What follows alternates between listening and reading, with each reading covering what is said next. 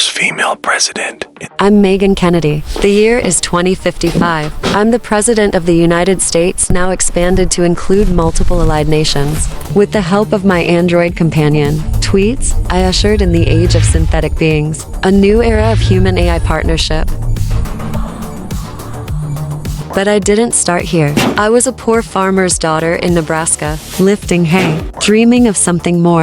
I earned my degree in mechanical engineering from the University of Nebraska, and I had a vision.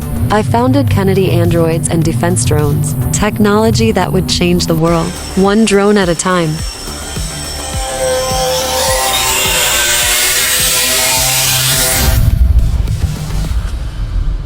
Through discipline and sacrifice, I became Axiom America, and I faced my greatest challenge, Commander China, the battle for the future of humanity.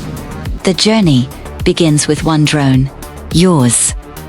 Kennedy Defense Drones, where heroes are made. With every move, I'm gaining new fans.